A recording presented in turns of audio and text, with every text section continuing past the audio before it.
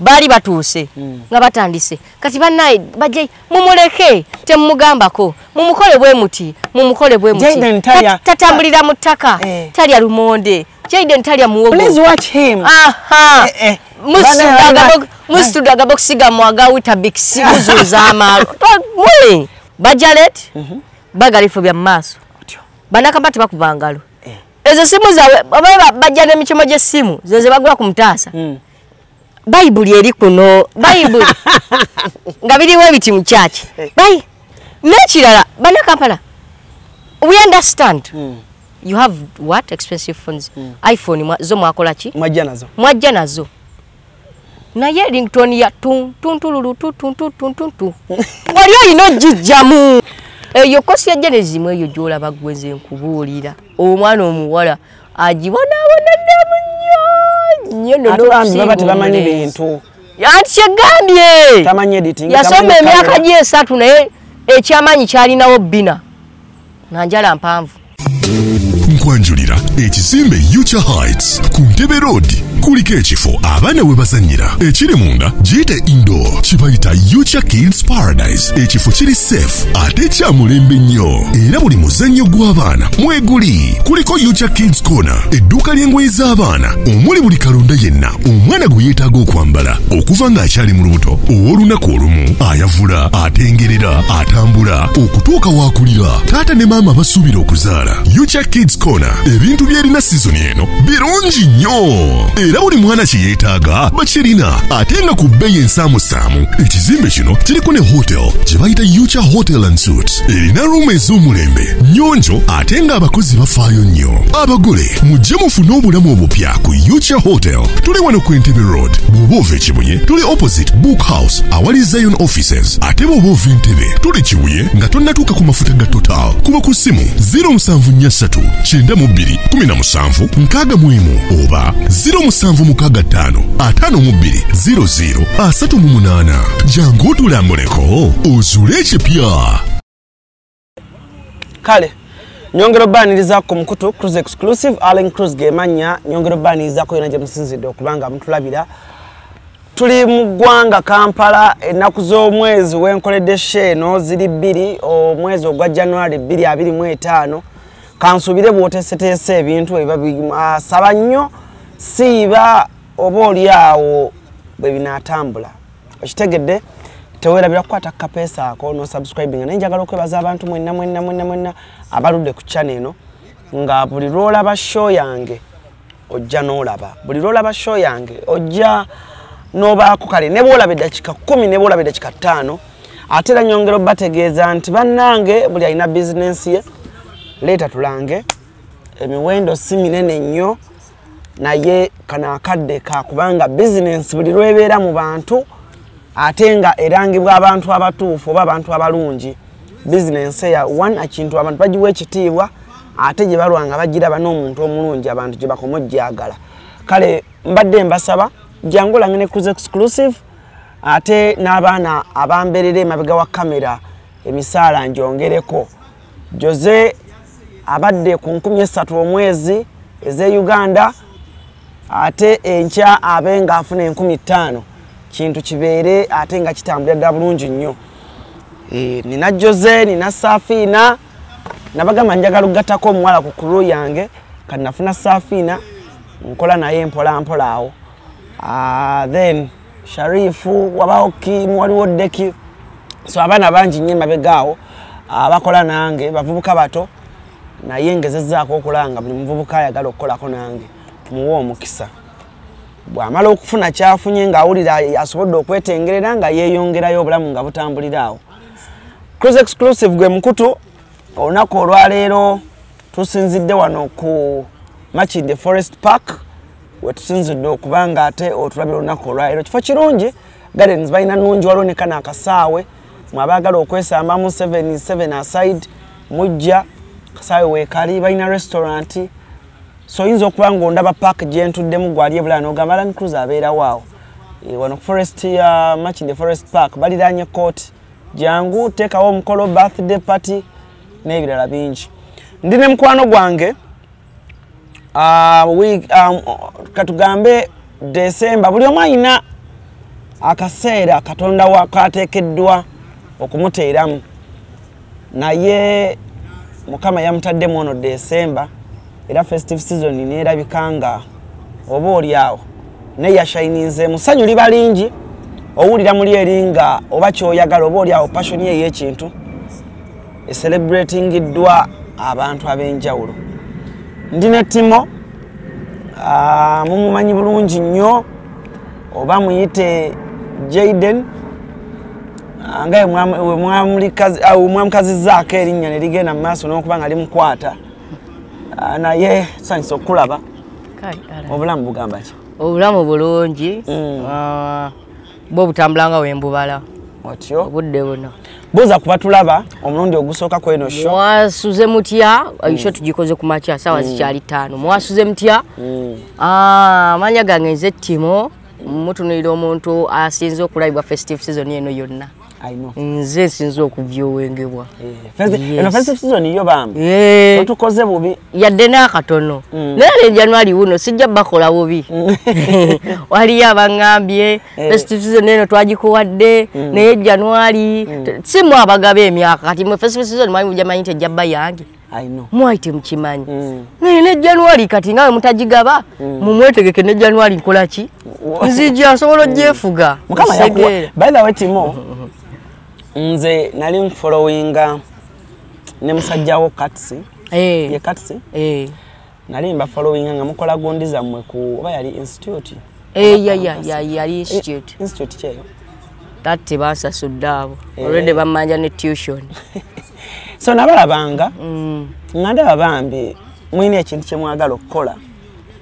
naye omanyi Mukama ono omulaba ebintu bya art bino tomanyidde Mukama lwakikuwa nti wakola akantu koyinza n'okuba wakakola mu ngeri ya kusaaga kuba nange nakalaba ku makya ne ngaabwe sidiwetinga mwana ono ejja kubanga ndi muleza kuba nze nakalaba wakakata kati nno nakaterayo ennaku ezi kuba gye nayite wali network video nagikwata ku makya enkeera bwe nagenda ku kyaki video lwe yagendayo so bwe nakola abambi neŋŋaba ambi ono omwana Mukama amaze n'amuyamba n'afunayo ka video bulijjo ndaba nali nkulaba ne musajjawo Timo nze nga nfuna obudde kale ate ekyasinga ng'okundabisa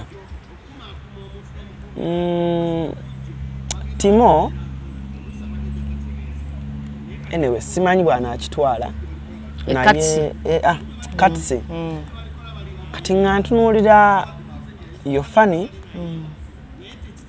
okay Katsi is not yet funny naye professional nyo naye nga omukwano gwammwe ngwagala nga ndaba abantu abakola ababiri naye nga bamukwano nga beeyagala kati nze teri kintu kinsingira ku nsi kuno nga kulaba mukwano gwange njagaliza okitegeera nti nalabalabanga ne Katsi naye nga ndaba Katsi akwagala omwagala temulina viewership nene eri awo naye nga that zillness ebateeka awamu musigala mukola nga mulimanyi okukola video zammwe bambi nezibeera mu views 200 100 3 naye nenkya ne muteekayo nenkya tukola tetugaa naffe ekkola neŋŋamba bambi bano baboyi balayika ba mukwano okitegeera so nze kikyande tuba followinga ngera mbalabira mu cover mulina ka video ke mwakola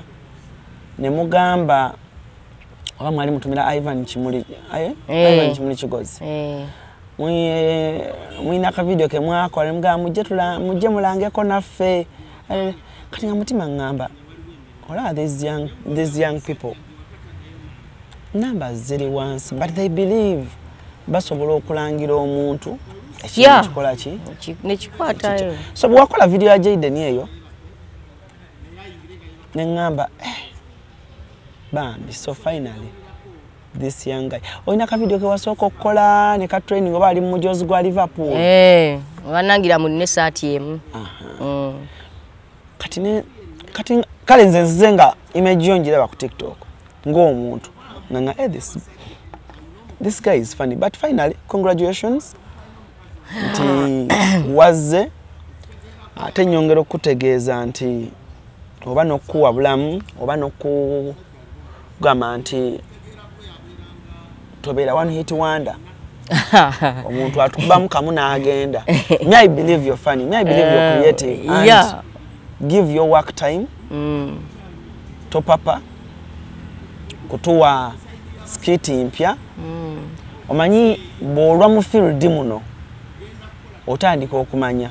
Nze nakola skiti zange z'ama Brighton ng'olunaku nnyinza oku-uploadinga skits ng'ezo oba 3.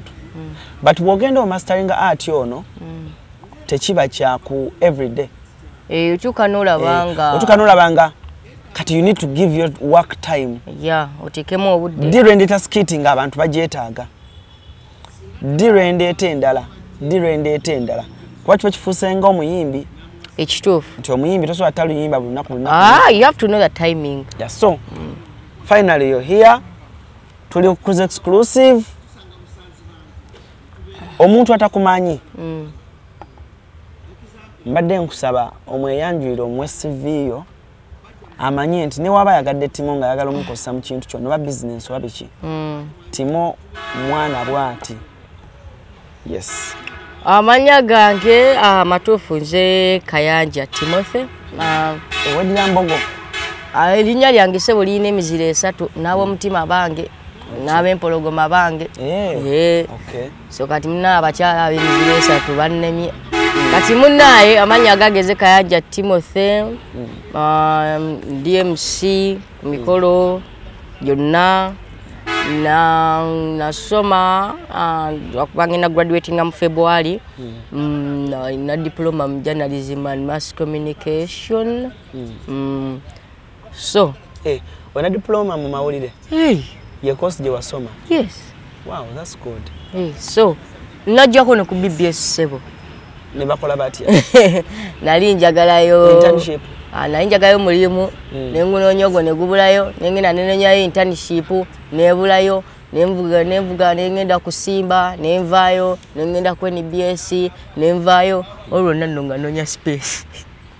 Ekitegeza course ya journalism zazimu course esinga okuba enzibu okufuna emirimu. Si nzibu. Ate ne wano we twatuuka tekyali nki. Luli eri Alan wabeera wanga akaseera ng'eyo course olugisoma. We expect you to have a what? A station, a media station where you work. Naye kati obudde buneeno. Alan toli YouTuber. Bw'oba kugoba obudde buno ku BBS osobola obbulwa kyolya. Tekisobola bbula. So kati journalism twamukola ki? Wane waffe Uganda twamukola ki? Twamugazi wali yagaziwa eri yokka kuba eri oli afuna masters ye natandika ka podcast. Nakuba nakikakuba kimanyi space ya BBS oba CNN oba Al Jazeera tajja gikola ki? Tajja gifuna. Natandika ka podcast natandikirawo. Era sente bayina. Okitegeera. Nnaku zino journalism yakola ki? Yagaziwa kwatabuka kamera yo kasita umanyi teri mulimu kutandika nga totaddeemuko. Timo kasita invest coin okitegeera. Kuba nange kyendi obudde bunene I invested in I have an expensive phone. Ye yakwata video okitegeera. Atalina mapesa agenda tandikirawo. So invest coin gula kamera n'ogula stand ne bw'otandika enkya. Ne wataguze kamera n'ogula essimu eno. Yeah, I trust you so tandika. I trust you. Mwezi engage if you're consistent. You can make out something of that what? Kubenda kuzino kati ate ne TV ze twali tuyayanira. Kati zikola ki? Zitonyonya lwaki? Lwa numbers. Okimanyi tino ze malo mwezi nga situlde ku TV. But we have it at home. Okitegeera. Naye but I spend time on what? On my what? On my phone.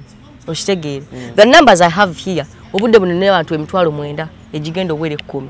Okitegeera.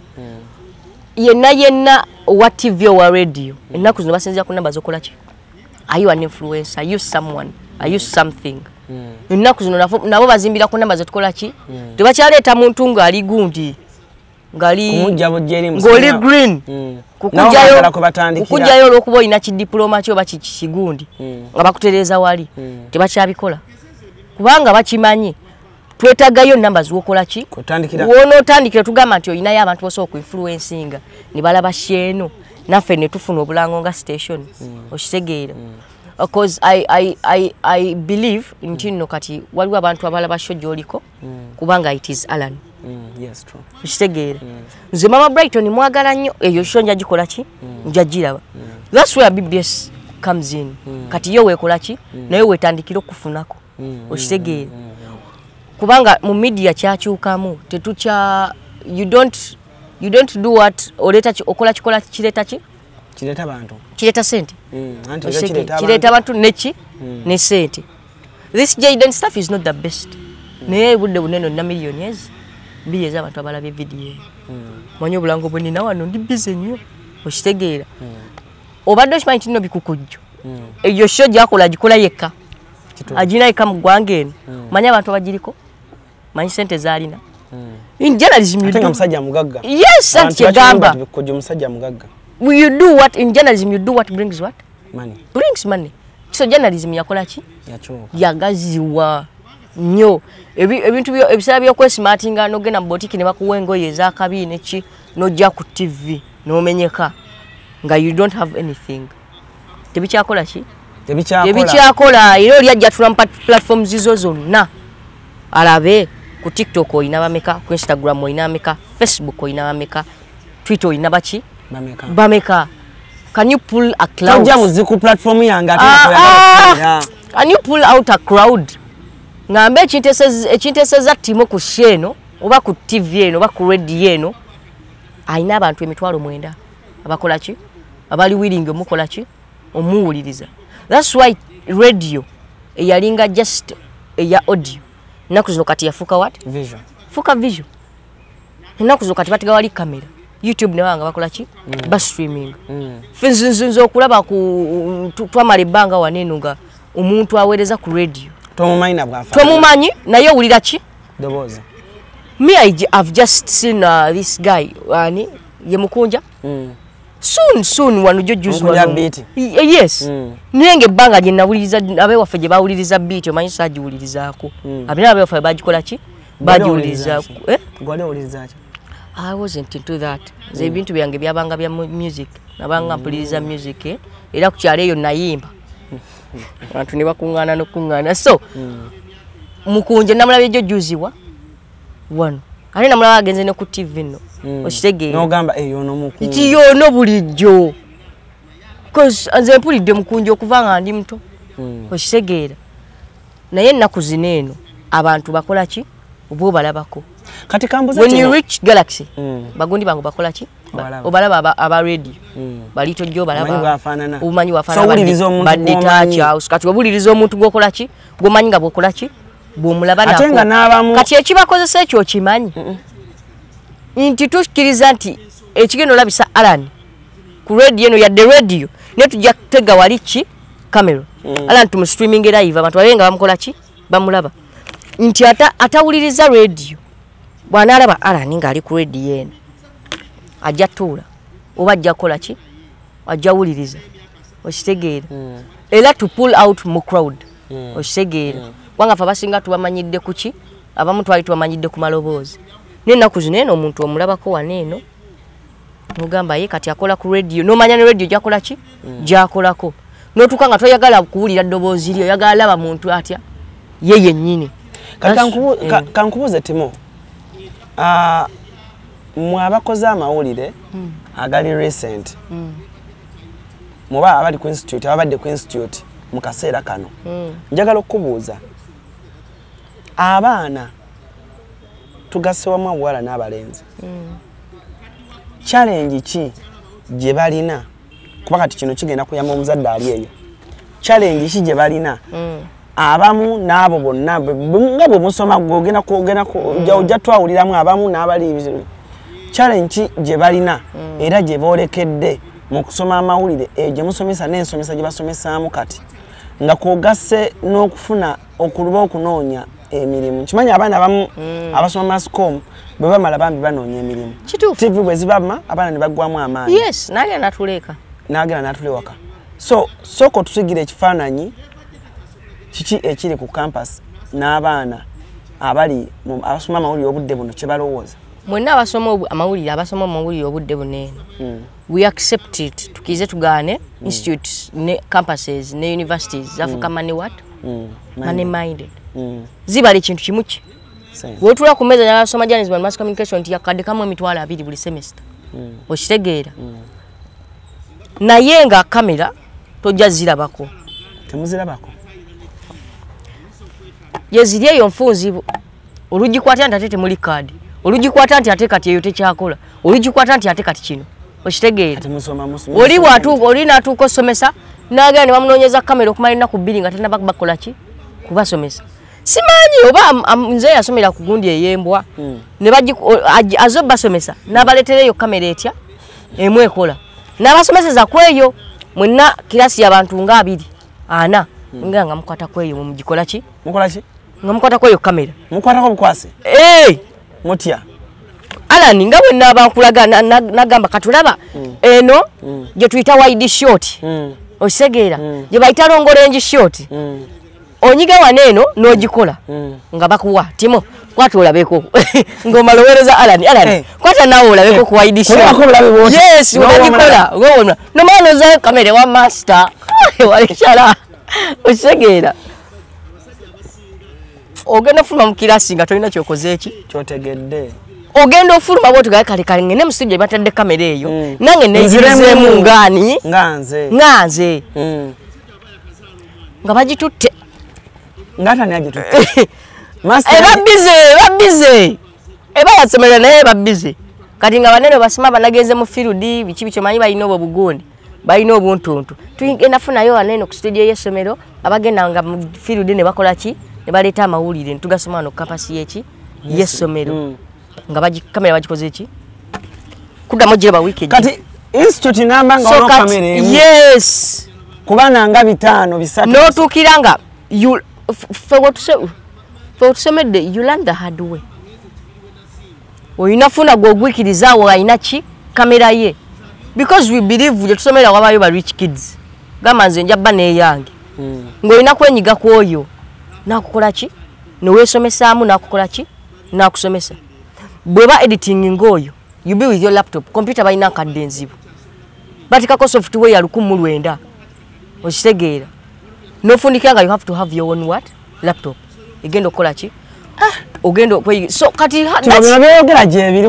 yes those things happen. That's what happens in those institutes and schools. That's what happens. Natuka kati chovola bante naku zino bakuletera omwana Alani baga mwana oyo mulaba aina diguli mu mawulire mascom naye nga ebintu aina theory bwaba tude nabikunyonyola bunnyonnyozi aina ki aina theory practical taina yadde kubogo gwa theory bagukola ki go bagukola nenga practical nomga kati olaba bikula Adobe eyo giraba edit for me this ngatira sounding as nganya make up something sensible, make it make sense sounds enyaje nkuwadde omutta omukuba n'omutta nga wa degree anyimiza gwako tosobola kugamba Timo nti waliwo omwana akwata emyaka gyo oba 2 kitundu n'agenda n'asoma sesa tu gwe bagenze je somedde yesatu nti abasoka certificate n'ogikuba wali owa senior 4 yes asoka certificate n'agikuba simanyi wabwe kyali nova certificate n'odda ku diploma yes oba ayagadde okwongerako n'ogenda n'oyongerako pa yes nkitege kati omwana n'asoma eje emyaka natuukanga ladies and gentlemen n'okusomera lyaffe tubayina kakubira nagamba Timo omwabayiriba muina oyina osobola okunteeko oyina yo ka connection ko nno oyina gwomanyi n'omubuuza kati wasoma ki nga naye wasoma naye naye nga ekimukubuuziza wasoma ki kubanga you doubt what she has in the head omanyi camera work nti osobola okweditinga nti that's why we draw the line kati mba ngenda kuteekawo kati nemba connections kati wano mukugraduatinga ebibuuzo mba mwakola bibuuzo ki soko otubulire ku bibuuzo ebibuuzo muba mwabikola ebibuuzo byo mubikola ki mubikola ne practical ne muzikola ki nenga omanyi practicals nindako mukola bamitani yubutable aha kati yubutable practicals mukola practicals kika kyezo kwa okutikira okiraga nti omwana amaze okusoma era buli kimwa kiize mukola practicals za editing awonga yakola woki mukola practicals kati awonga yakola woki ng'owaka gwalina si wuwe oba si kyo nga si ye ya editings okitegeera ng'ajja kukwata essimu ye genda akwate footage gwe bamukoze eki gwamugambe ku lupapula amwalayininge wali eri kubanga ebintu bya practicals wali okoze ku practicals Alan ozimanyi you cannot be under 100% max gundi okukuuma tebasa kukuuma nnyo okitegeera era mubamu loopholes mu bukola ki n'ovuga nga wakayisa mwadde ya muyina nga yesi yetaddemu lower third nga lower third sizize si yetaddemu effects effects sizize transitions sizize okitegeera kalibonolaba waka mulungi yeah nenga si wenga singo oyita nnyini wako oyo n'omugamba olaba nga wobikutte bwoti mulimu abamu nga n'okutuuza obutuuza waka ku gundi mu project mu workspace eyo ku timeline omutta nenga alina degree gwanyumiza gwagenda sulawo kubanga kyegamba nti engeri gye bafuka money mind tebakyalina budde obukola ki busomesa mwana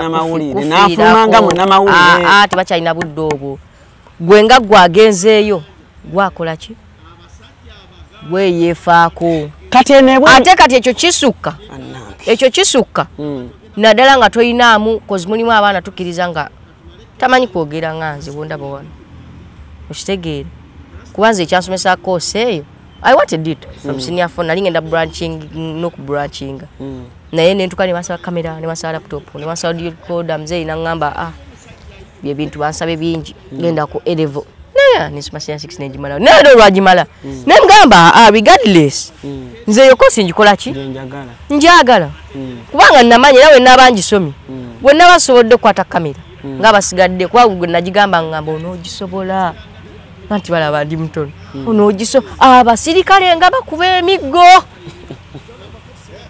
Imagine perception ya general. Buli omu by the way kati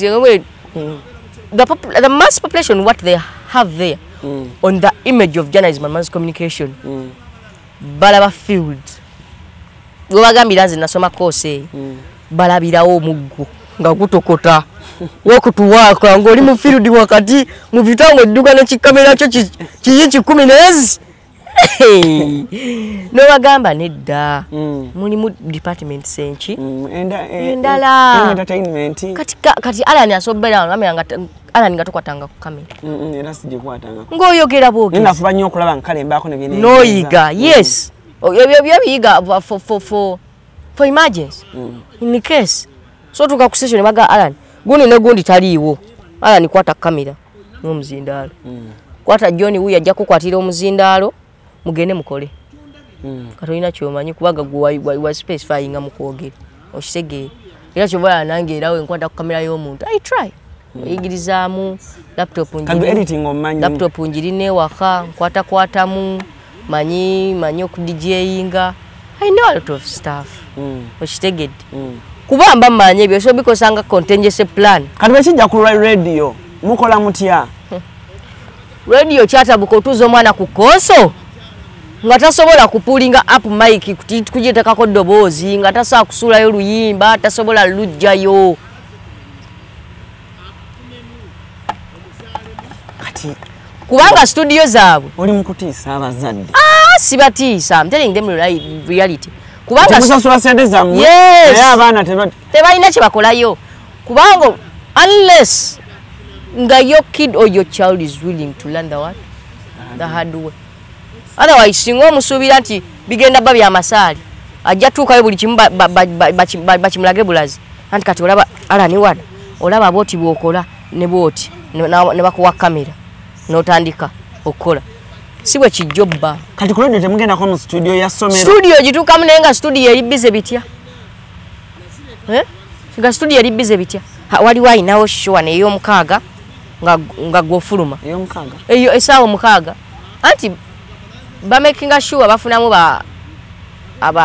bagala befulamu bana befula basita ano banze nsobola okukola ku radio ng'ojja ng'ofunayo kishawo nga bagikola ki nga bakikusimba akonso bagikuyigirizaamu awo bya mangu kati ogenda otuuka gwe ayagala osoma obusomi nga bano abefuula basita be bawa konso bali bize bitya all right it's your boy we are listening in right now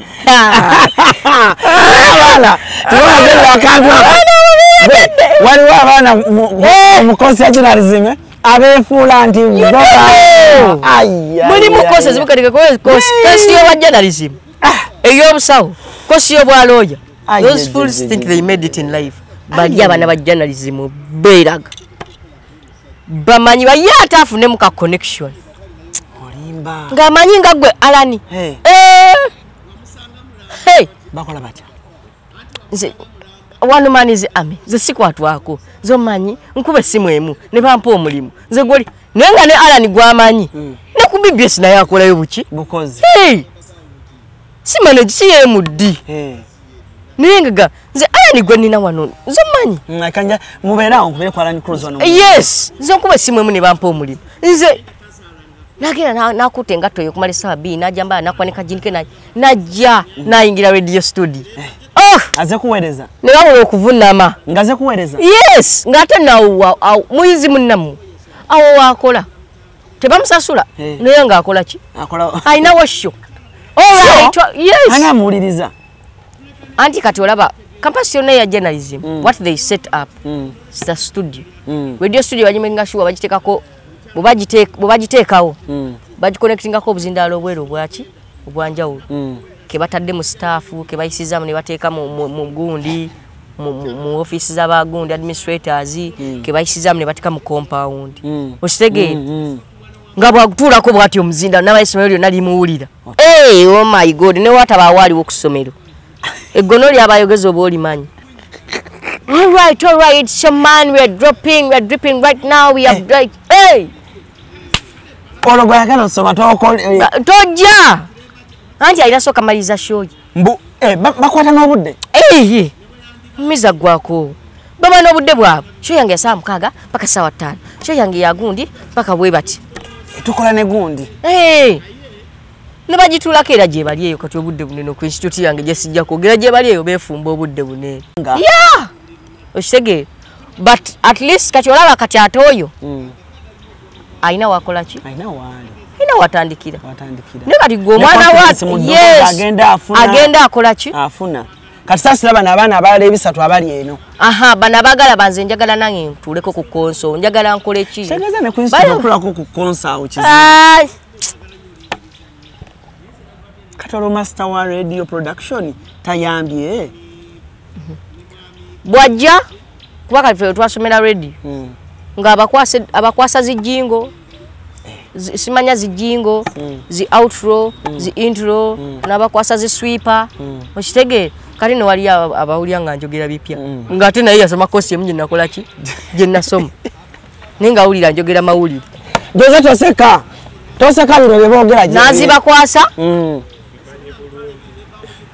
namana bagamba museka mwadobe muze editing nja kujja nziwuliremu ate awo ne wabaawo abagezi bakagezi munya ababimanyimanyimu kakatono najja ne mugenda nafuna obudde n'abayisizaamu n'abakola ki you learn the hard way nti oba ne laptop yongeeyo wakawo omuteekako n'onoonya bana bamaze emyaka 2 ku institute ozunga ne kirapu kirotop kyo wabe wakola ki n'omutuukako omwana nga amazeewo emyaka 2 nagamba simanyi editing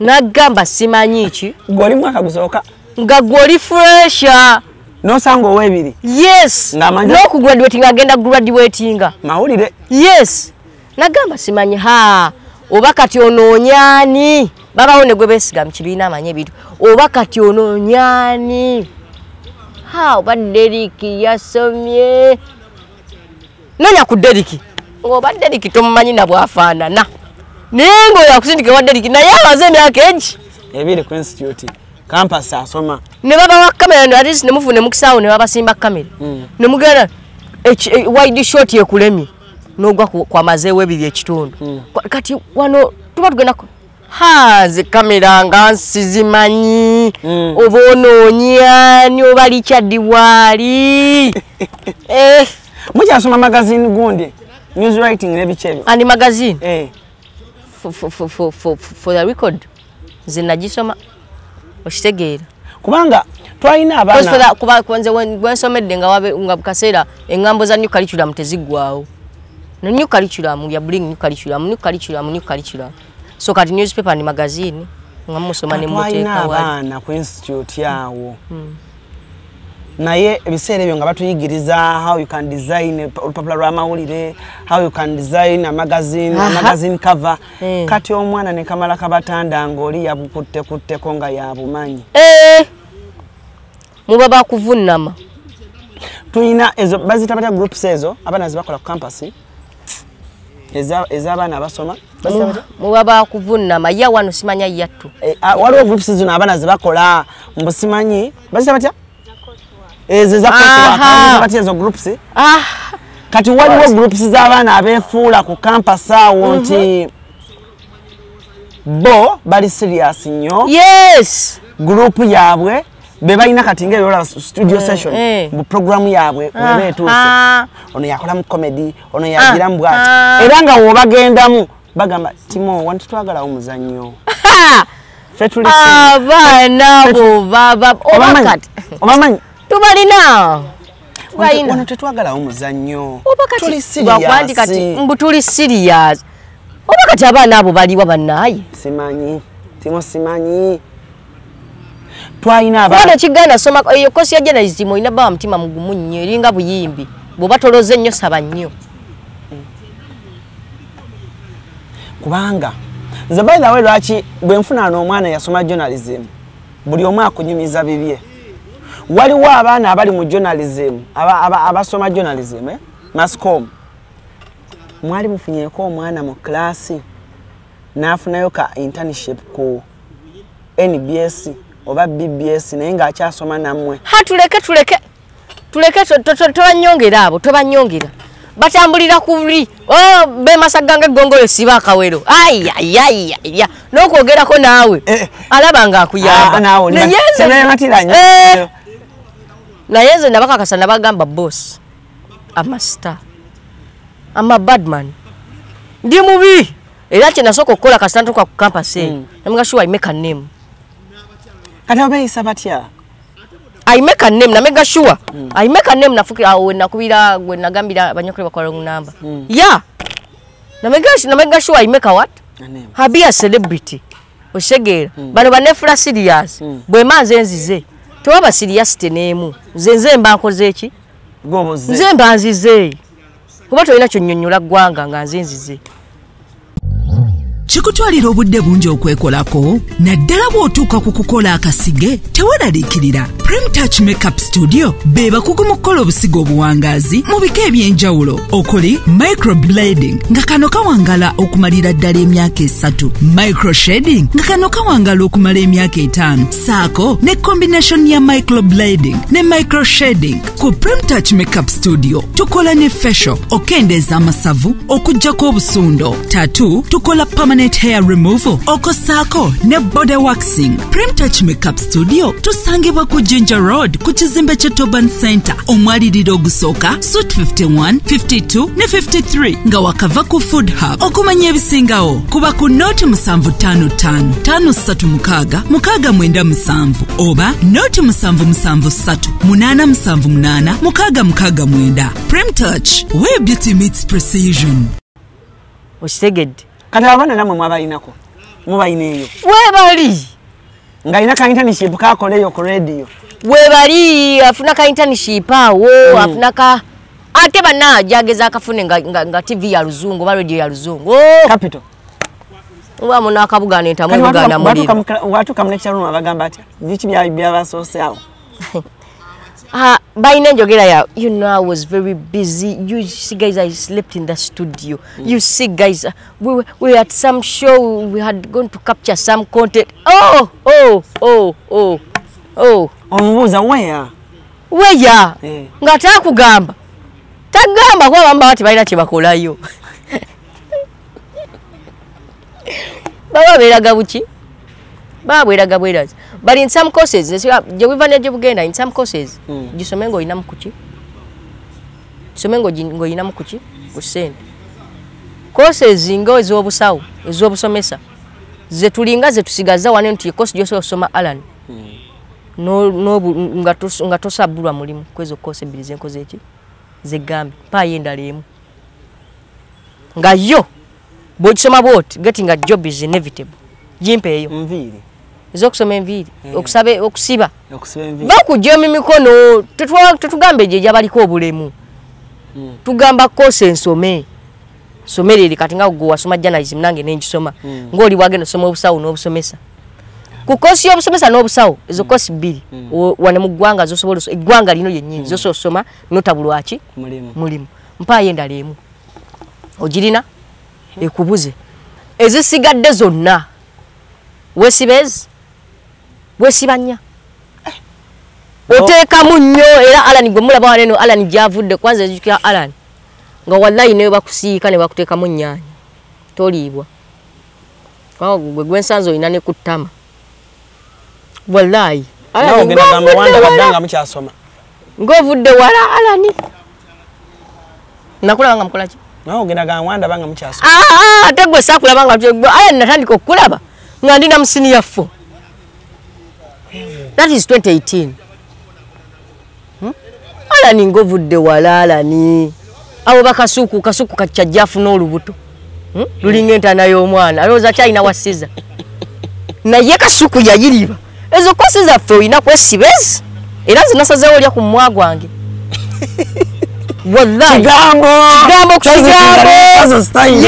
kigambo ku kigambo savu ku savu namwe abakubira ndi mukola ow'amawulire atayogera tojjafuna mulimu ku gundi wano kati naye bakuyitayita ku medias kubanga olina omumwa era obudde buno eno nina owasimba ava okunkubira naye nga abasimba be bamu nagendayo juzi ne bakasanga tebatalina kifo kya internship era n'ekifo kye balina kiriwo kimu ate kiri mu gundi kiri mu newsroom ate nagendawo ng'obudde buno kijjudde bamaze okundeesa obufaananyi naye gwe gayi gwe nasanga ku reception gwe sijja kusonyiwa ggwe reception yawa eyasimba eyo bakusaba ki bamaze okundeesa obufaananyi babandisiza application have gone there today have gone there tomorrow njokyeza transport wange ate olunaku olwokusatu lwennyini gayi yaŋŋamba omanyi kati tulinawo ekifo kimu ate nakyo kya newsroom ate nakyo obudde buno kiri osomye obufaananyi obumazeeyo kati neneebuuza ebyo byonna lwaki obadde tobiŋŋamba nga sinazunga nnaku mmeka satu lwaki mu kya transport w'abavubuka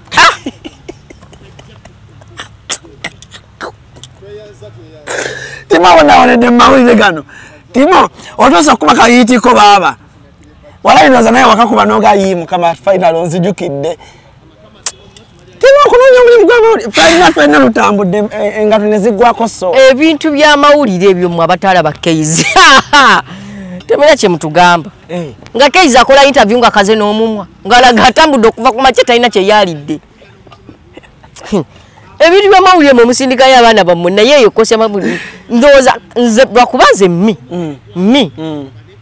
ngendya ku mwa gwange eyo kosi nagisoma njiraba nga mmanyi era luliba lutya lujja kuba lumu have to break through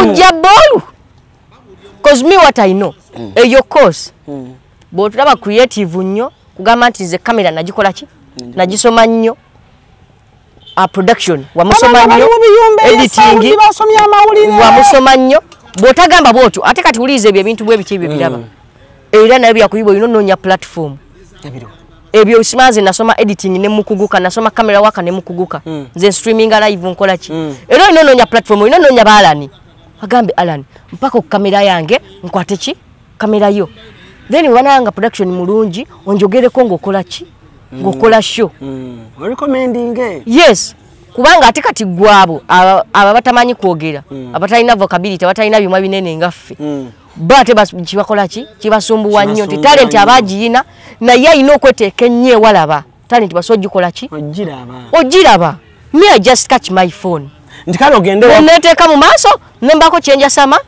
yes ogende wa Alan Cruz akuwe show oje editing oli abuze Cruz ani yes oyina okwetega ennyo wakola ki oyina okwetega mpaka kuwulira bubi naye kati nze omwa gwange tewali we ngenda kwetega ate omulenzi alabye mu mawulire omwana omulenzi yes kati va ku muwala ate abawala babonyebonye nnyo olimba naawe abawala boliko boyogerako balina batabani ne babosi bamwe babazaala mudde abaana tebaba buyambi ki editor kimulaba nga ayina ebbine eddene kigana ne kimuyita Silivia jangu oyagala kukola ki nti nzagala show manyi kati tuba n'amaalo kasoyinga media house ogamba nkoze eki ntuuse oba bakubuuliridde dda teweeraga yenna akuyita gendayo weetege weekole kino sokolinde ani abawala kiyazo anti kati olaba tulina wale nabeefuula nti bo bamaze ebbanga mu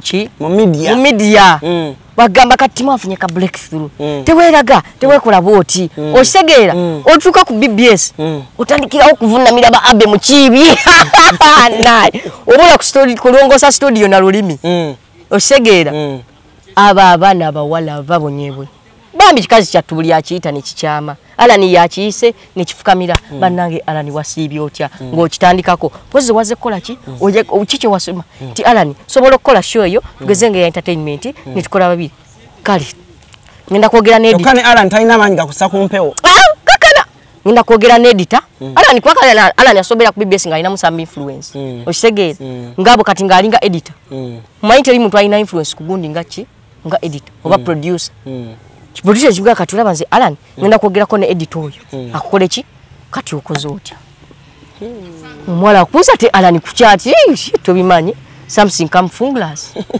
okitegere ngaga jukira nze nkuyisaawo bambi kikazi kyattu nga kisiima nga kikuwa ku biki ku binyeebwa ng'olya ku binyeebwa kati abasajja ku media useyo bw'amala olya ebinyeebwa bya Silivia Silivia amukubira essimu tagakwata bw'aba akuyambe n'amuteeka ku show amuteeka yena kumeka nga replacement n'avaako ate Silivia atawonyera nti bamuteekako lubale Silivia tayogere weyogerera bwoti oba gwokola ki gwoswala ebintu by'abaana abawala obimanyi abantu batandikirawo okujajinga kati wali ofaaki wali ofaaki bagambye yennyini TV bagambye yennyini ki naye nga n'omwala yali anoonya ki yali anoonya wayitirawo aba anoonya breakthrough abo abaana bawala babonyebonye mu media abo abamu balina ne bataatawe batamanyi mannya media house muli eggaali bali abantu ba media house bateza abaana b'ebiwala ekibibatu bajja kugamba you post this story comment bajja zigamba bali abasajja okuva ku editor ba chief editor simaba ba producer simanya ba wali eryo media oyingira media house nga nakwatira obukwatizi Alani omuzindaalo era wango wakabi so kule meso yingira olagawa abane wali ba receptionist ba media house toba nyongira abo bakutulugunya abo nga yafuna ka certificate ke oba ina galuwindi oba talina galuwindi receptionist ye mutie bwobalaba mbati aba media houses receptionist yenna receptionist asobola okukulemesa oyingire ewantu bwe bakoze eki nga yakuyisa yakulira nawo okisegeere receptionist asobola okukugana oyingire olagawa gwani ozera baani mukubire ajje kyokka omusajja gwagamba okubire musajja muki musajja w'amaanyi musajja munene ayina ki ayina sente ze kati omukubire n'otandika okukubanga bw'ogamba nedasa buno ndi waneeno receptionist aŋambye kukubire ojja ondabe aŋŋaanyi oyingira naye nga teyasoma yadde temumanyi bye tuyita bannange receptionist bwe mbanzize nga sigiridde ggwe mulimu abamu nga nekyembanzize okukola manji kola ki gwe mbanzize olaba manji kola ki ne office gyengendamu manji koze ki mbanji manji naye just because oba olina olugezigezi luli mu 5D oyagala ondage nti gwali ku mulyango tubanga abayingirira eggulu naye nga oyingira ekifo kyokka ate munnange katolaba bw'ogendayo ogendayo neyefuula atakumanyi n'otuula ku reception kyokka ate oba ofuluma ng'agamba timu nno bannange abaana bange bakwagala zajje tobalabangako I see them yefuula atakumanyi bwakulaba bwati yefuula yekole ate bw'oba ogira oti nga mukama waze nga Excuse me, Alan. No battery ninawe nalindaze. Jojozi one. I entered the office. Omukazi yapa direction nengenda obulungi nnyo bali bagasa adverts. Nintukawo ni manager nga njogedde naye director wegundi wa company njogedde naye mwalimu office angambe kola ki natuka nsangawo manager. Kumyango nyinyo gwingira office yani gwani tinze timo wawa tibana iboso yampise bichi nga kumanyi nokukomanya osegeera gwalina mu office amkola ki ozela bani tinze mukama wange wane nankubidde nangama nkole ki twagoza appointment kuva eggulo ani mukama wo kyani ozekola ki tibana izekola kalango ki ozekola kalango kika kisebo omukyala sikatane mesi nenkubire bwedda nkubira nga banaye ndi waneno manager ne simu kama yanyamba simu nali nchaji kuba bwe bati manager nakola ki waya ali ampuliddewa nga banje kyo ibuze bya buli kika mulimu ekifo kyo yingira no gaba bakati manager mugamba ayimire ku mulyango ba receptionist ngenda baddawa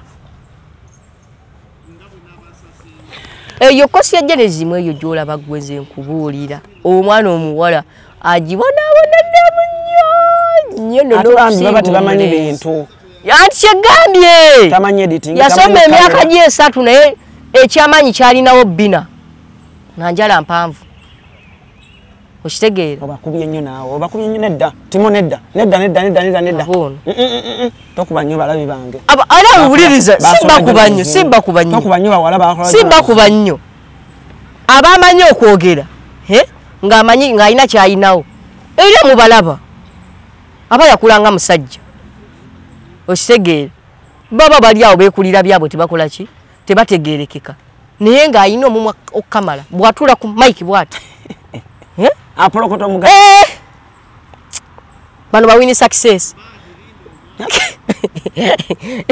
bano bapurimu alina eddoboozi atula ku muzindaala hello what's up guys no gaba naye ate mukazi kyono ngenda noono naye nga womutuukako otya ensi naye nga oli yameze ebbina lye bwati talina kyamanyi naye kumpewo kwali tasa kwogera ne production tamukola ki talina kyamanyi naye nga awulira yandyagadde ki breakthrough but I recommend for you guys to you I recommend something for you bw'olaba ng'ebyo byonna tobimanyi weekake bring something creative olaba Michi nani Michi omumanyi wa TikTok yeah omuwala yeah Michi twasoma naye nali mu senior Michi yatula senior 6 nga nze ni mu senior 4 she's old so Michi yagenda nasoma course nga Michi bamukuba ku ngeje ayine binali nga bamukuba kuki ku UBC ku magic eno naye nga Michi ayina akaloboozi ng'alinga success card olaba nga Gloria Bugi ke kaloboozi ka Michi oh my god I have the microphone I am here I am sitting with the Zexy Chikumiranji I am now Zexy tell us you produced the song ratata ngowulira audio dobozo wulira likuyingira mu matu eno ng'omanyi omuntu akuutese piki ku sementi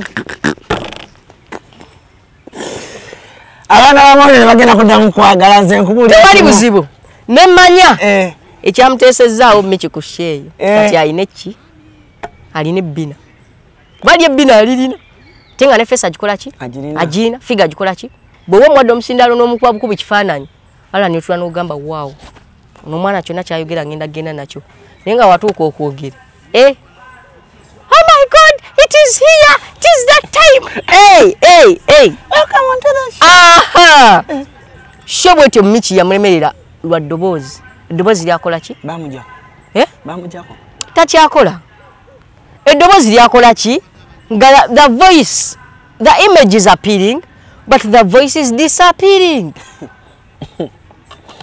okitegeera contradictions zaali awo nawulira ku TikTok tewali buzibu nze nabagambye ngenda lya kumwago ate siina gwe nti olaba omanyi Michi kye yakola Michi natandika acting content natandika okuactinga ki mwafunye ne sente ze Michi mwafunye ki mmotoka kuba koza endorsements za buli ki Miki yevuga Michi yevuga Michi yafune mmotoka abana ne bamogera Michi mmotoka gijewa abana abo batunzi banyama abana bakola nenga Michi banga lyakoze oliraba the card deserves okitegeera ya resuming mu kwakitinga ki content omwana omwala ali yeyo nga gundi yeganye journalism wakima na yeganye wakali ye Michi yakola afune simu ye bei natanga kwata ki content kwata obe simu ofunye ya kibanja mpola zizo za iPhone zaze ku kibanja mpola gwamanyi bring out something productive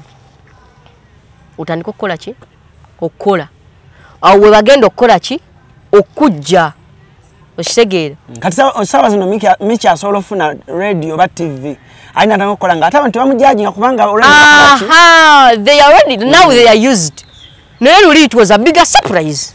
Wafata tufanyi ku TV ne ku radio kugenda ka abantu abayina malobozi nga bazambali, abayina malobozi nga bagundi, bamuyanga lutaya, abayina malobozi nga edobozi woboli ulidde. Ngamanyi edobozi na balnu nga bano bayada, butwa tugudde mu gundi y'abakazi, bagundi. Nga tumanyi bwe kityo kikola ki? Era it was a big surprise.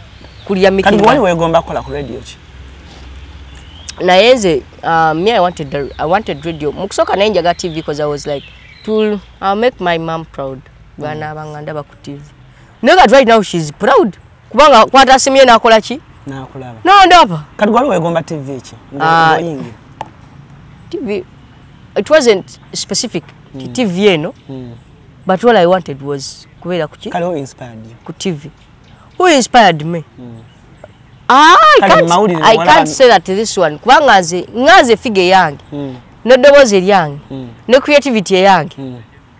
I deserve that job. Okitegera. Era nabasawo sabesi ba munyo ne baloya sabakola ki? Sabesi bako. Wanna bamanya sibikola ki? Tobisobola. Sibitegeera sibikola ki? Sibisobola nsovu mu mulamuzembwa. Wallahi. Ya juzi nagenda nali nkola wakaawo nali ndi ku bino manyi waliwo question jibata specialized reporting ningenda ku Buganda Road Court kola swe nentuula no tulula neze ku busungu bwennina mbangenda kujja n'ekijambiya mu court oshege nemanya toyina munamawulire go watunulya noga ibambi that guy at least kalo yo nsobola okubeera okashoke kanyumira ku show bwetyo gye nali agadde ng'abaana balala basoma amawulire Me I like my character. Like my figure. Oyagala kicho. Yes, era nze ntula oningamba kati nengeza ntula ku microphone ekyo. Mukwatira ggulu. Manje. Nengeza era mbera oningamba kati eyo ne malanji tulako eyo. Mulimu bishe bimu byenda baninga kati ona akikola bubi. Nengeza ngutula gogo gusho. Bankwatira ggulu. Nga shochi. Nga shochi. Mulimu shezimu kati there are some shows. Kati Alan ina show gyokola. Nengeza njitulako gweyo show yo. Tebadda mukuyita. Oliba. Tebadda mukuyita Alan. Jangu.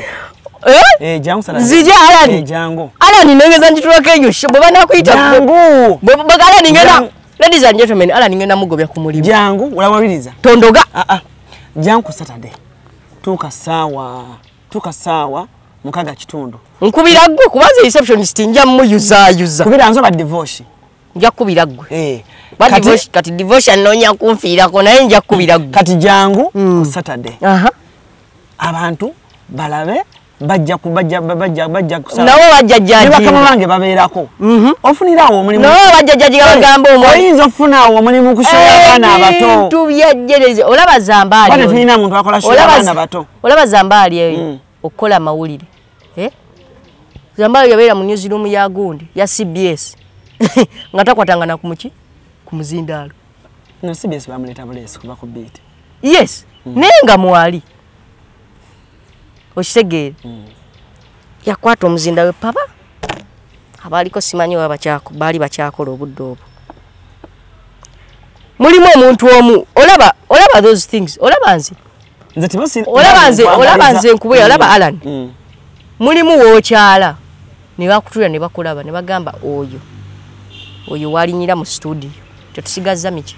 mirimu tetusigazza mirimu era bagoberawo nga buki abakuli obumpi bagoberawo internship teriiwo anti kati tetulinawo space kati okitegeera oba concept ogina oba togiina ne baba bakoze eki baba batidde dda nze ku weekend jangu in this country someone is ready to kill your career at the point where they see you wakulabirako bwati nzije Alan jangu weekend ngenda kujja jangu tukole sawa meka tuka saa mukaga kitundu Alan Saturday oje Alan apadde appointment oje sawa na mundaye ku BBS tujja kuwa eddakiika zo eziwera ng'oyogera nga nze njogera Alan ino baako oyagala nga nze kanze njogera ng'oli ku seti wekka ensi ekulaba omusomi w'amawulire yaga kuguka emyaka emeka sisome mawulire anti gonna kulaga amawulire njagala nze ne Faima tuvaako ku seti ne tukuteekako oku may I do current affairs manjogera kubiriwo mukwano gwange abantu bajja kusala ku TikTok bagatte before ne after tetwagala ogambe mukomeewo maze kukala kata bukala kasi oyagala shonji kala kata kuva benjitandise mpaka regwa fe tugamba nti kati tugenda ku mulango kati tugenda mu mulango nja kwambala nnyume nja kwambala nnyume ne jaza nikola ngamba mukama wange Mr. Sembajjo namugamba Sembajjo tubadde on show ne y'obwana obuto buno obugenda mukida kati tebulina muweereza ng'otuula all right kati ladies and gentlemen omanyi bintu bingi bigeze muki mu maaso festive season mugikole ki mugikulike ninawe nagambira nti kati muntu tebyana bya mu bitalina mpisa muki mu byalo abakazi be Kampala mu abalina bwa apartment bwa mwekyanja ne wa obusingo lumo bulba mu toy mukuziza abana bamwe bubi nnyo kwata mukatono tukole ku sente tukomewo tovaawo wano ku Hasi Beauty Parlor tuli bakafulumu kulabirira n'okuyoyota ensusu tukola facial ne tukupepeta ka face ne kawawera nga aka baby tusiba n'okola enviiri mu buli musono songa mu kukola pedicure ne manicure tuwe kansa tusala enviiri mu buli musono ate bwe kituuka mu kukola makeup tetumanyiyo mulala tuli muyenga ku Tank Hill Road okulira na Italian supermarket mu basement esimu tuli ku noti 72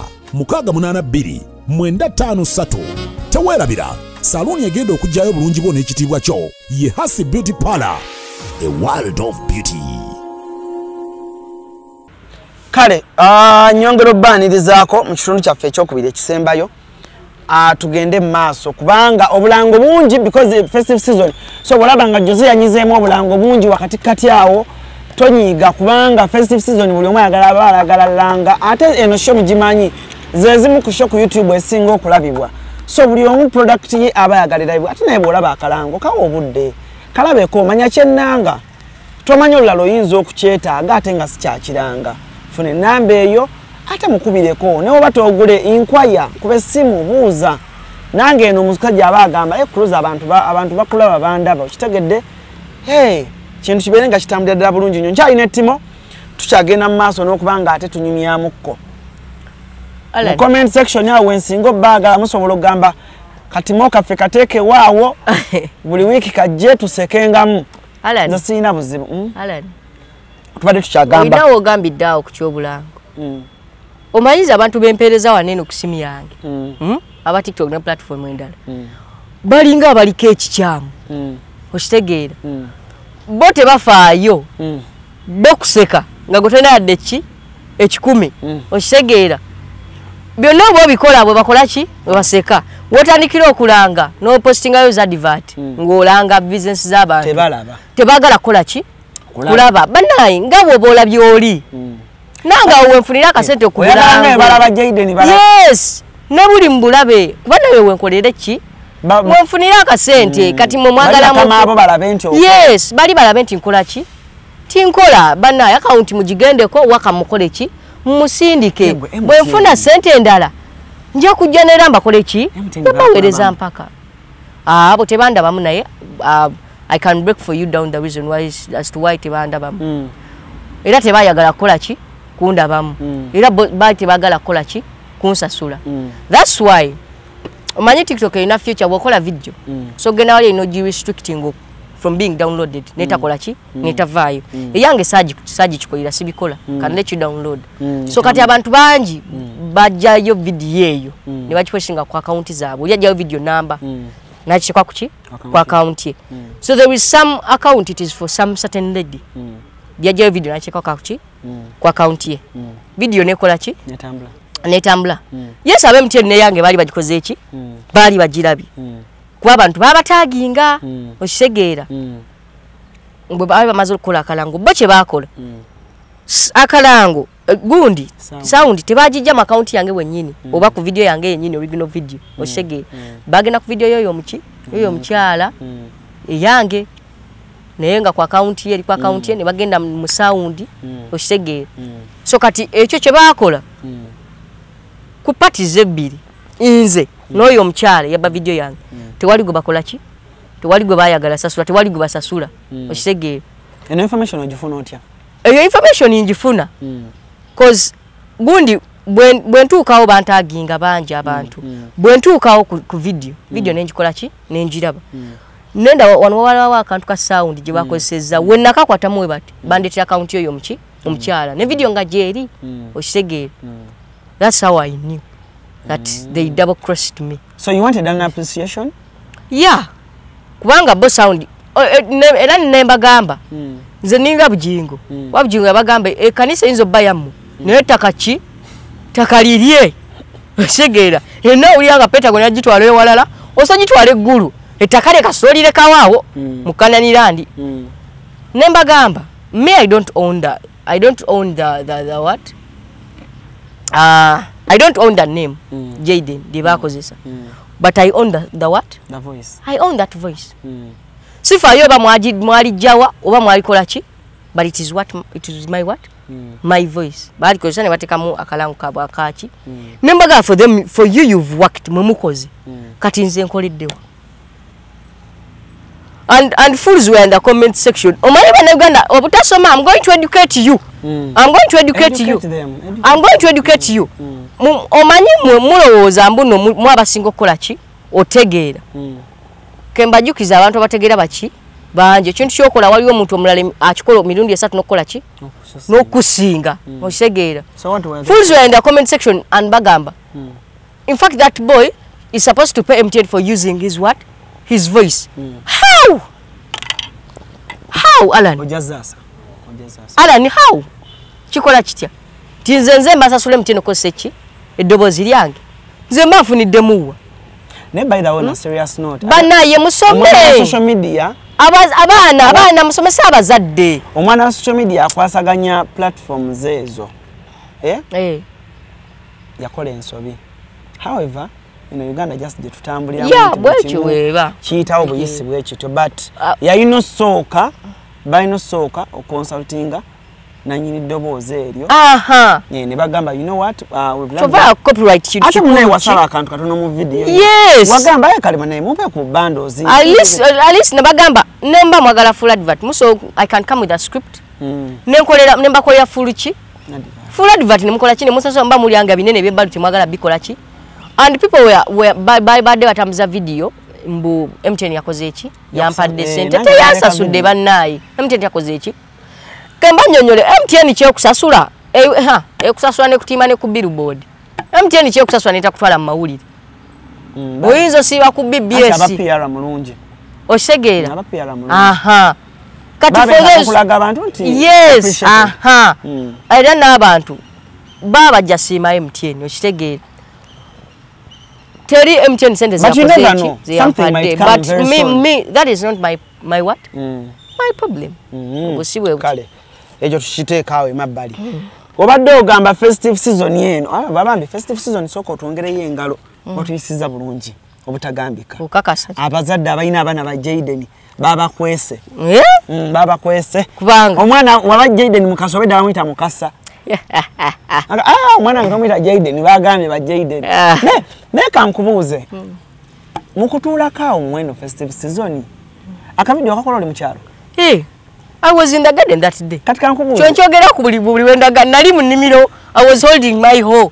kati ewaka ewaka waliwo aba anti abaleetanga abaana baabwe ng'obalabwe batyo kubanga ewaffe tetwekoza but I can relate. There's some omanyi wuliriza engeri je manyize je ngeri je nkulidde Kampala naye ate mukyalo nkola ki me I love villages ngendako muki mu byalo because there is real life okitegeera okibayi mukyalo somalida kikatano ngo sempewo y'obulamu yokka kituufu okitegeera ate wane Kampala osobola okumala essaawa ezi ng'owunyiriza bulwadde bwokka abakasasiro ab'emmotoka zitalina firuta abapiki ezaafa okitegeera so kati nze ngendako mu byalo eyo gundi eyo ekyo kye nakoze okole Jayden.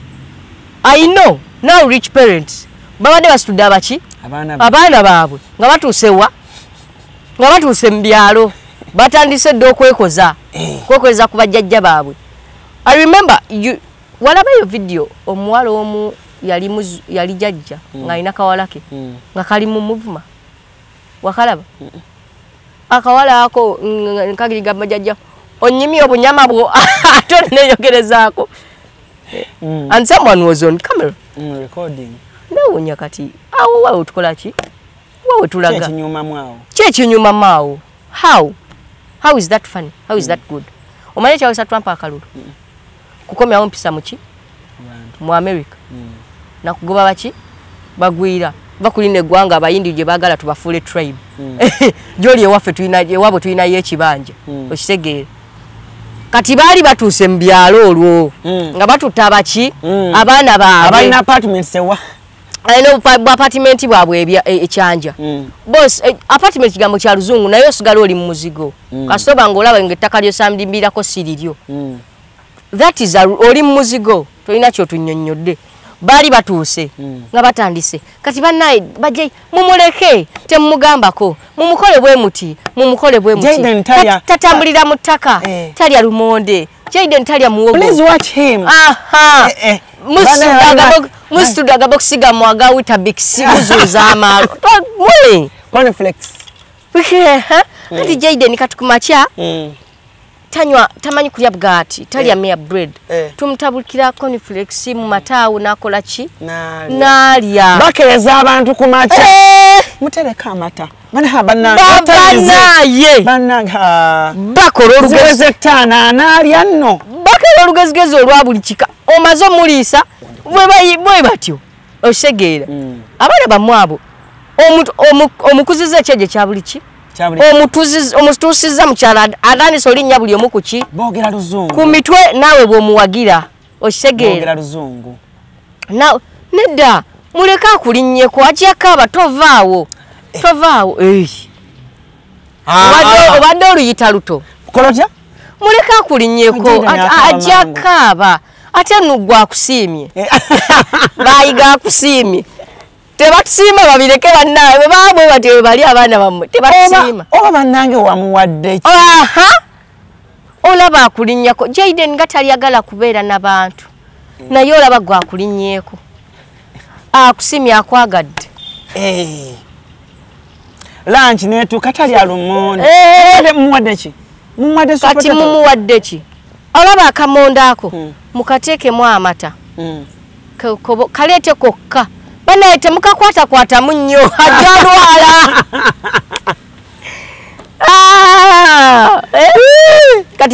kati babatuusize Kampala babaddusiza dda mu buddekeya anti amazzi gamukoze eki yalidde ebikyafu bingi mu kyalo manye gye emiyembe kitali twagezza n'amazzi nga siki nga si mafumbe so kati yalwadde kati yafunye diarrhea mulubuto omutali bulungi kyemwekola mwekoze bintu ba Planned Kids mwekoze bintu bano ba aba naye lwaki babatwala mu byalo ng'ate bamanyi mu byalo wali ebyo bataagala lwaki babatwala mu ki lwaki abazadde ekika ekyo batwala abaana baabwe eyo mu byalo beewaabwe wanyirira anti kati olaba wuliriza maama aba yamukubira wanazaale wazaala omwana Christmas season wetukakola ki mugyeko mu byalo okitegeera bali bwe baba baagala olaba ku ki ku mwana naye omwana atuuka nga si mwana kijjolooto ng'ali bulala ne maama we nga jjajja olumusulako bw'ati ng'akuba emiranga ng'olumama agamba atya anti munnaye talaba abantu bakadde gye tubeera waleese erinnya lya Jaden sisuubira nti yali omuzadde kati alina pulaani y'oddituma mukadde kano lwaki nalyonoonye obanga wali onoonye saalyonoonye awosikigaabayidawo omuzadde alina omwana mukwano gwange Shalom naye nakaposiga video eyo Shalom yali mu comment section yaŋŋamba yasamira muli linnya ly'abantu era balinamu yes abalinamu ssente omwana wo bw'aba si mweru kati nga waliwo erinnya nze n'amanya ge nakulanga mmanyi nti mannya g'abaana b'abagagga Edrin nga wosangira omwana bamuta Tina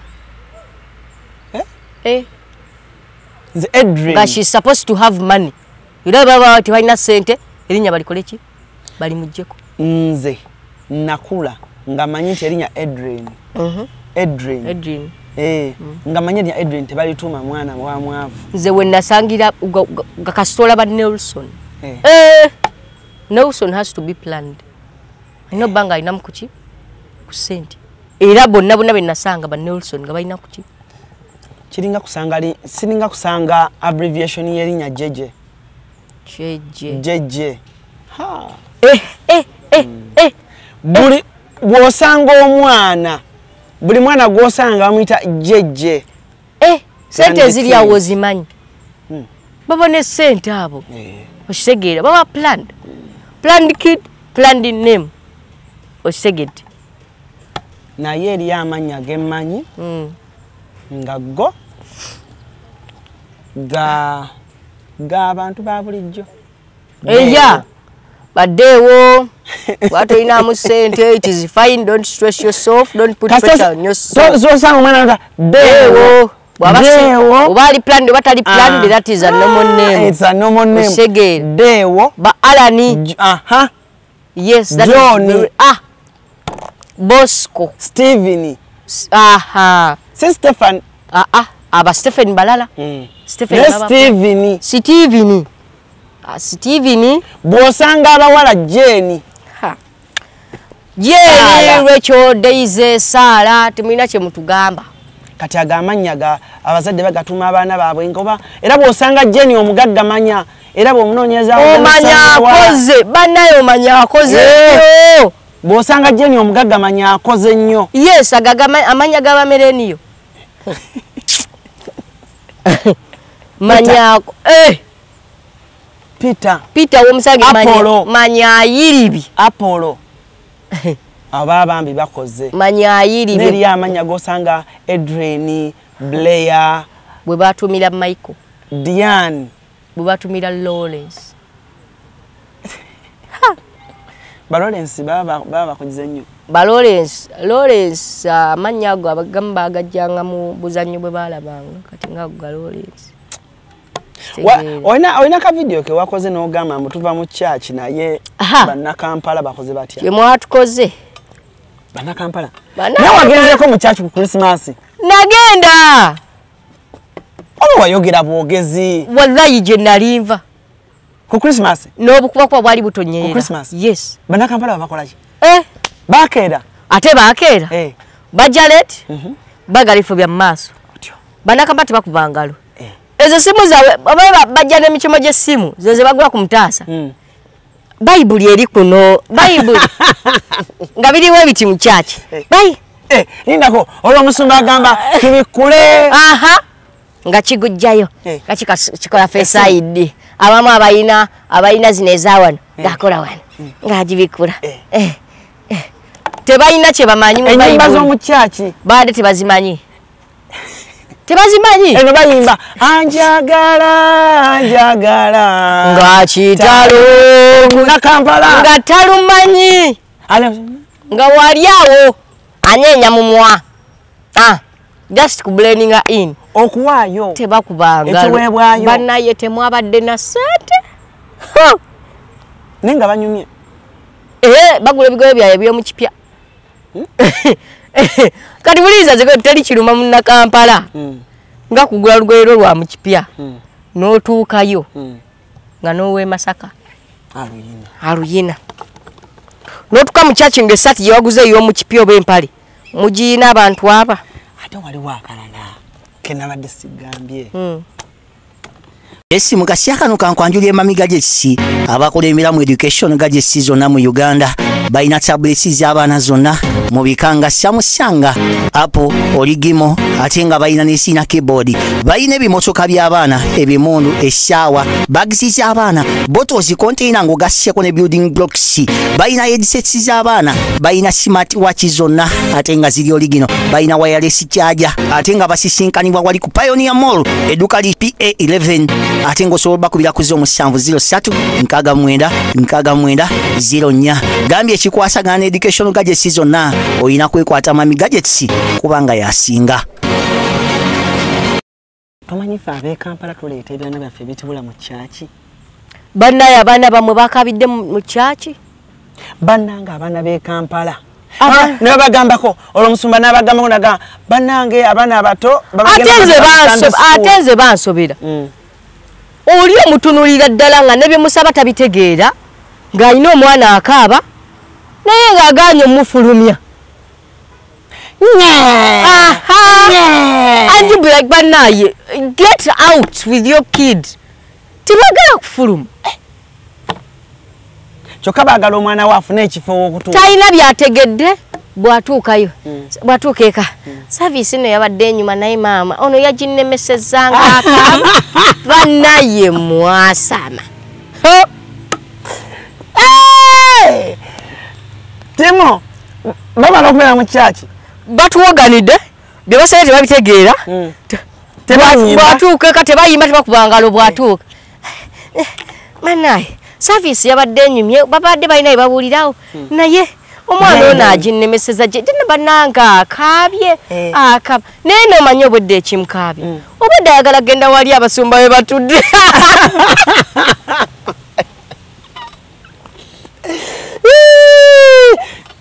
buli omu akole ku ssente Timo buli omu akole ku ki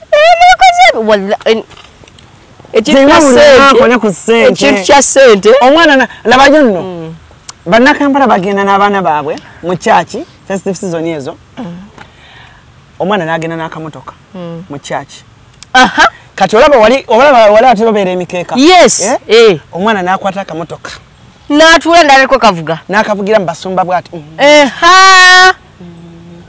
nga mama we bwamugamba Jaden faayo naawe tosumbuwa baddadi tosumbuwa basumba faayo ate ekirala come back stop that bwavuga akamotoka kagenda mu kiteeteeyi kya faaza bwakutamayo mu magulu bwakajjayo ate jukira abaana baabwe tebagamba excuse me I want my car. Yes. I want my car. I bet it is here in your legs. You do like this. Ate wotali kwe magulu takaba. Mommy. This one. This man. This one has a fish. This one. This man. This man. This man. This man. Where this man yakoze? My car.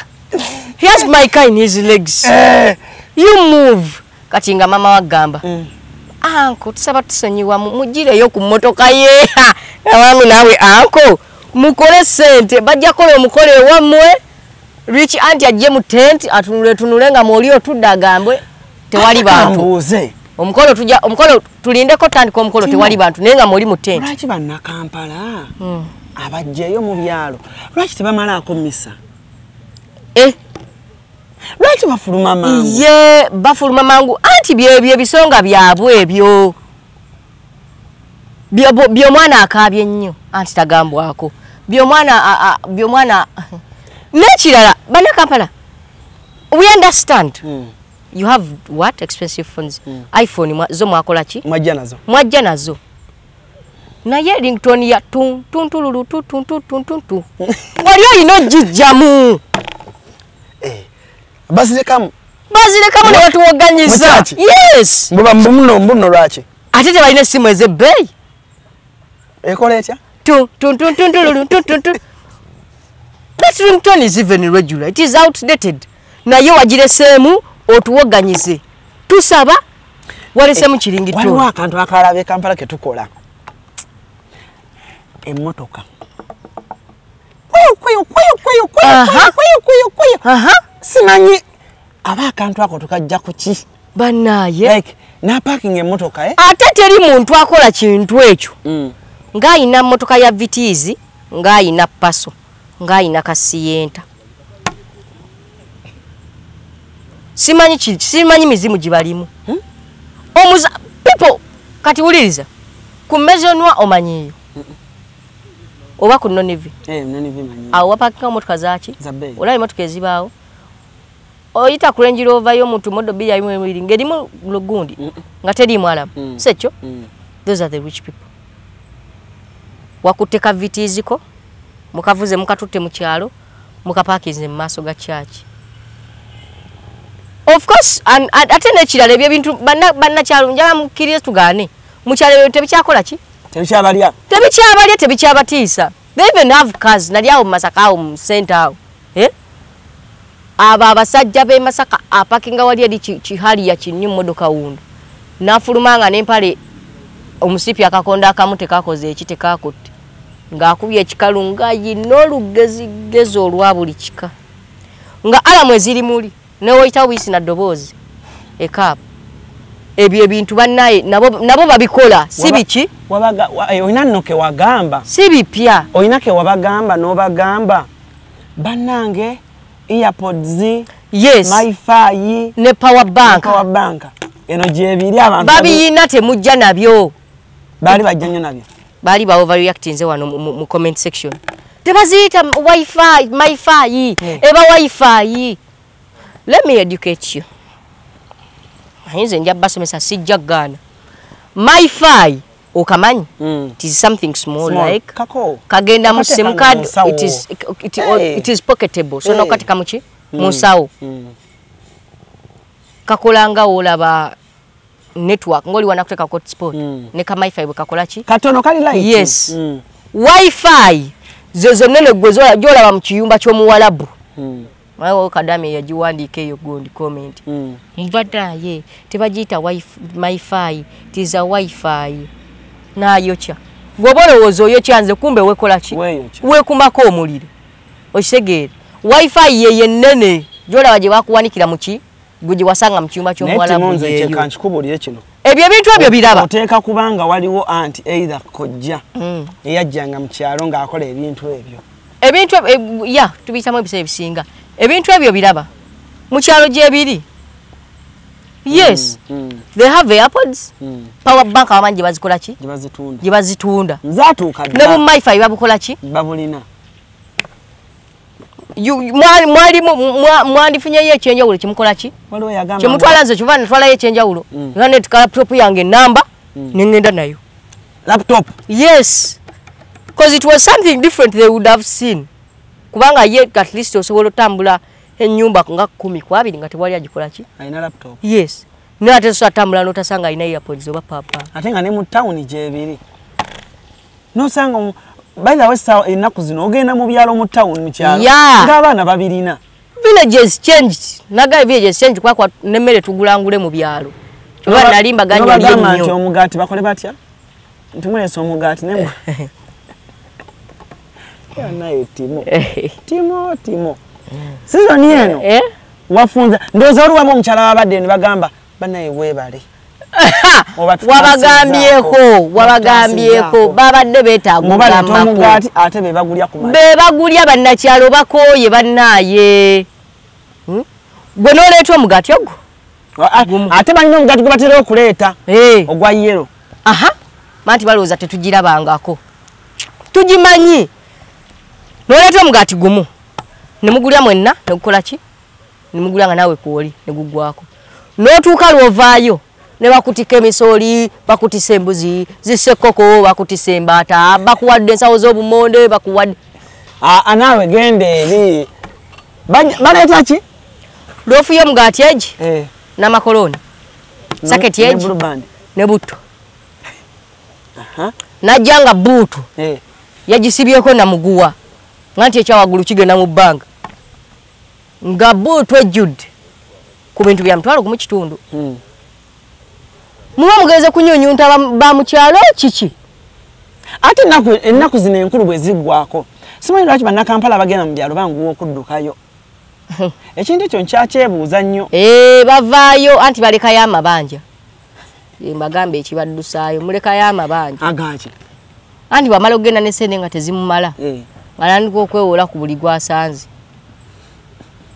anko weguni mpolaayo anko wegini mpolaayo anti kati nkeera ku mulimu anti nkola kino naye nga talina ssente abamu transport bamubawa nabuwe bamubawola abamu transport ova mu byalo bamukuwola bamukuwoze nga tomuzzangayo okitegeera kyekibanguyo vaayo bavaayo n'agagambo gaabwe bavaayo n'engezigezi zaabwe anti kati amazzi geeri gabadde maki abane simanyi nyumba yange kati bwefaanana anyetaaga okuddayo ate n'ekirala lwaki bannakampala basindika abaana baabwe mu byalo ne batabawa jjajja buyambi mbwe abaana bagenze kuwummula luwummula kyolwo lw'osindika omwana mu kyalo nga tolina sindika omwana oteekeko n'emitwalo nga 3 olaba kyo kituukawo nga kize tugaana embeera eyinza obba siki si nnungi oyasulamu n'agamba okwesiba ku mwana ono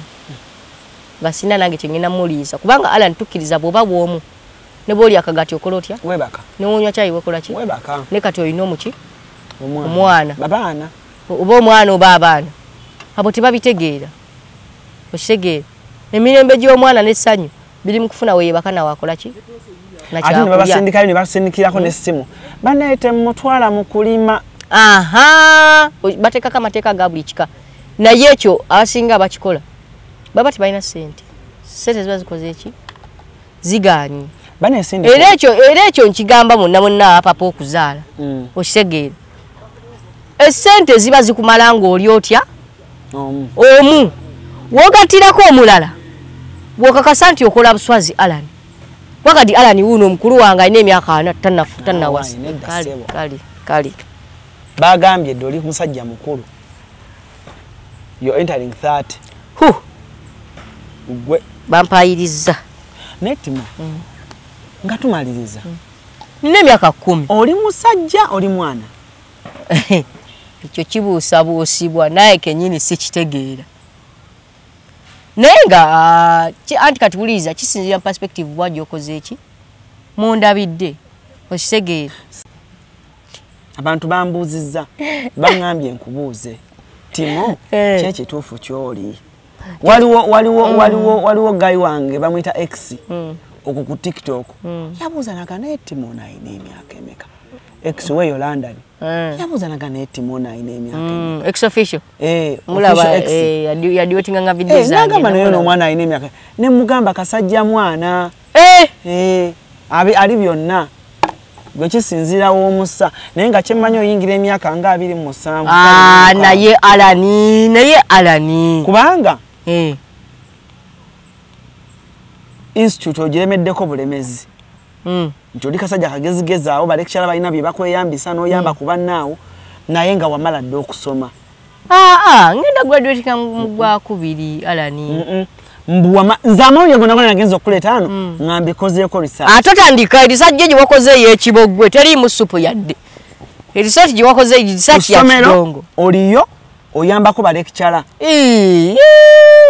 nsazeko mugambo naye ku myaka 26 27 ombuwendi naye mumpayiriza naye kale wuliriza tusobola okugendera awo emyaka ne gibeera mu kuteebereza Alani oyina emeka bw'obagamba nga nange mbagamba egyange oyina emeka bw'obagamba ekikyo nga nange mbawa egyange kale twatandise Alani tobuzaabuza waliwo addako wano waliwo addako obudde bugenda kugira buti tugire tuti bannange mumpere ku Timo ono obugalo obw'enjawulo ate ekirala mumwongere business njagala Timo ono ku TikTok okwo naye abeeko nekyafuuka nekyali bane katisi jali omundabira bambi ngozeeyo yamukulabira jali bambi nkyagala nnyo bambi kikwano oyo ali so professional ali analytical nti kale akola sports ne international gundi politics Timo abimanyi nnyo yeah he's a bad genius segera ekyacho vaira tuba tukola abiri ebimu muleka nakola ki nabiwaayo osegera ayina emyaka emeka kati atotandika ebyo bibozi naawe enda gikozesa kyo amufunira kikazi mufumbo mwana muto omusajja muto nango vachimbuza fenna nga wetu mwana gwe mubuzabuza kyova tukyagala bwe tutyo gwe obuzabuza noli katisi naye abuzabuza kati yali akubuzabulizawa mulaba akola obwakatumwa ku mikolo ate no bwayogerera emikolo gy'abaana ate no ngambye akola sports ate bwakola ebyenjigiriza abuzabuza atya amwagala omulaba agenda amunoonye katisi ajja tegeera lwaki ngambye katisi naye abuzabuza mweronda nga mugenda buzabuza ggwanga anti neggwanga kati mwetuwebuuza neggwanga litulimu litubuzabuza oyine twebuuza musajja mukulu mwana muto awe tubagala nebisinga mu mawulire gaffe ku ssaawa emu saagala kusukka ku wano olunaku olwaleero mwebale nnyo kujja mwebale nnyo kulaba bawe namba yo eyandyagadde okuwa business tuve wano number is 0762534032 amin ya MTN ereta manyaki Itanalwa Harriet Bwenalubowa manyaga mama wangu omulungi toina ndaga muntu ndi muto wamyange okay ndaga muntu bajiganira ndi muto okay nenga ngenda genda njikimeyo kuba newandiisa passport tosubira fuluma si kye ngambye ssebo amiyanga bannange okufuluma nja fuluma kuba ine eggwanga mukama nga akuyambye bulungi bwofuna passport bwoti okulaga case todda oyina girlfriend neyombekera nga nawe wakola musibe bulungi saagala kusukkako wano mweraba nkwanjulira ekizimbe Yucha Heights ku Ntebe Road kuliko ekifo abaana we bazannyira ekiri munda giyite indoor kibayita Yucha Kids Paradise ekifo kiri safe ate kya mulembe nnyo era buli muzannyo gw'abaana mweguli kuliko Yucha Kids Corner edduuka ly'engoye z'abaana omuli buli kalonda yenna omwana gwe yeetaaga okwambala okuva ng'akyali mu lubuto ow'olunaku olumu ayavula atengerera atambula okutuuka waakulira taata ne maama basuubira okuzaala Yucha Kids Corner ebintu byerina sizoni eno birungi nnyo era buli mwana kye yeetaaga bakirina ate nga ku bbeeyi ensaamusaamu ekizimbe kino kiriko ne hotel gye bayita Yucha Hotel and Suites erina ruumu ez'omulembe nnyonjo ate nga abakozi bafaayo nnyo abagole mujje mufune obulamu obupya ku Yucha Hotel tuli wano ku Entebbe Road bw'oba ova Kibuye tuli opposite Book House awali Zion Offices ate bw'oba ova Entebbe tuli Kibuye nga tonnatuuka ku mafuta ga Total kuba ku ssimu 0743 92 17 oba 0765520038 jangu otulambuleko ozuule ekipya kikutwalira obudde bungi okwekolako naddala bw'otuuka ku kukola akasige teweeraliikirira Prem Touch Makeup Studio be bakugu mu kukola obusigo obuwangaazi mu bika eby'enjawulo okuli microblading nga kano kawangala okumalira ddala emyaka 3 microshading nga kano kawangala okumala emyaka 5 saako ne combination ya microblading ne microshading ku Prem Touch Makeup Studio tukola ne facial okendeeza amasavu okuggyako obusundo tattoo tukola permanent hair removal okosaako ne body waxing. Prem Touch Makeup Studio tusangibwa ku Ginger Road ku kizimbe kye Toban Center omwaliriro ogusooka Suite 51, 52 ne 53 nga wakava ku Food Hub okumanya ebisingawo kuba ku Note 755 536 697 oba Note 773 878 669. Prem Touch, where beauty meets precision.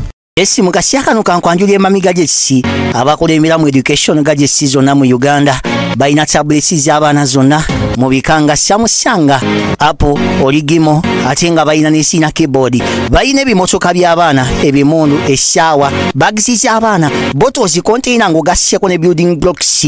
Bayina headsets z'abaana, bayina smart watch zonna ate nga ziri original. Bayina wireless charger ate nga basisinkanibwa wali ku Pioneer Mall, edduka li PA11 ate ng'osobola bakubira ku 0703-69-69-04. Gambye ekikwasagana educational gadgets zonna oyina kwekwata Mami Gadgets kubanga yasinga. Wano ku Hasi Beauty Parlor tuli bakafulu mu kulabirira n'okuyoyota ensusu.